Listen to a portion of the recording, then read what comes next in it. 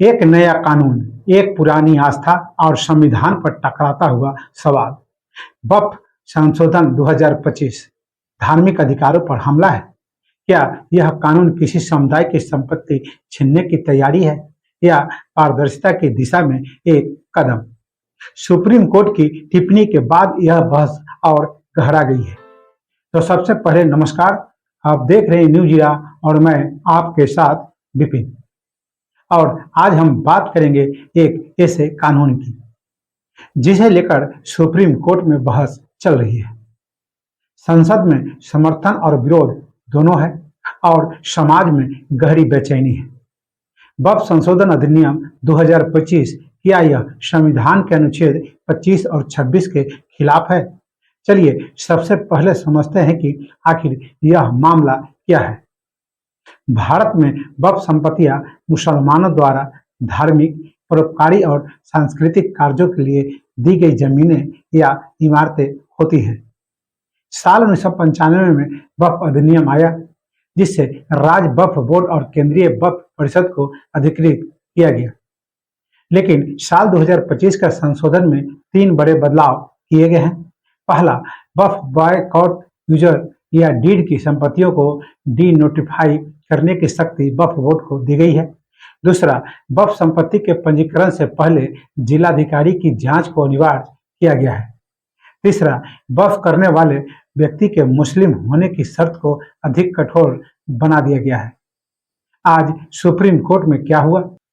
मुख्य न्यायाधीश बी.आर. गवई की टिप्पणी, कोई भी कानून संविधान के विरुद्ध नहीं माना जाएगा जब तक उनके स्पष्ट उल्लंघन का प्रमाण न हो। सुप्रीम कोर्ट ने इस मामले को गंभीरता से सुना। याचिकाकर्ताओं का तर्क था कि यह कानून संविधान के अनुच्छेद 14, 25 और 26 का उल्लंघन करता है। वरिष्ठ वकील कपिल सिब्बल और सिंघवी ने कहा कि यह संशोधन धार्मिक स्वतंत्रता में सरकारी दखल है। कलेक्टर की जांच प्रक्रिया में समय सीमा नहीं है, जिससे संपत्तियां लटक सकती है।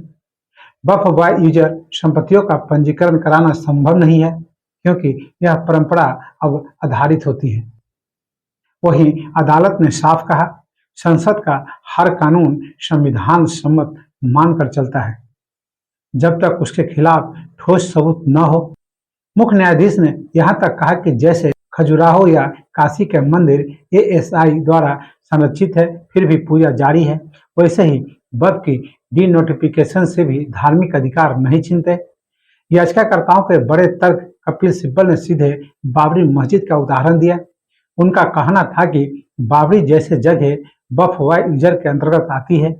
अगर ऐसी संपत्तियों का रजिस्ट्रेशन न होने पर मान्यता खत्म हो जाए तो धार्मिक परंपराएं, इतिहास और पहचान खतरे में पड़ सकती है।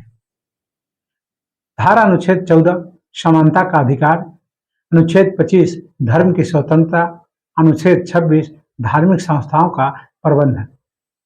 अब सवाल ये उठता है कि क्या यह कानून इन अनुच्छेदों का उल्लंघन करता है? संविधान में धार्मिक संस्थाओं को अपनी संपत्ति चलाने और धार्मिक कार्य करने का पूरा अधिकार है। अगर कोई कानून उन पर अंकुश लगाता है या उनकी मान्यता को अस्थायी बना देता है तो यह विवाद का विषय बनता है। कानून का सामाजिक और राजनीतिक असर। भारत में वक्फ संपत्तियों का क्षेत्रफल, मुस्लिम समाज में चिंता और वकीलों की प्रेस कॉन्फ्रेंस। भारत में लगभग 6 लाख एकड़ से अधिक वक्फ संपत्तियां हैं, जो शिक्षा, स्वास्थ्य और रोजगार से जुड़े कई मुस्लिम संस्थानों की नींव है। अगर इस कानून के तहत इन संपत्तियों की मान्यता पर सवाल उठता है तो एक बड़े समुदाय को सामाजिक, आर्थिक रूप से प्रभावित कर सकता है। राजनीतिक रूप से यह मामला गरमा सकता है, क्योंकि अल्पसंख्यक समुदाय पहले से ही धार्मिक अधिकारों को लेकर सतर्क है। फिलहाल सुप्रीम कोर्ट ने यह साफ कर दिया है कि यह केवल उन्हीं पहलुओं पर विचार करेगा जहां संविधान का स्पष्ट उल्लंघन दिखेगा। अब सवाल बड़ा है, क्या यह एक कानूनी सुधार है या नीति?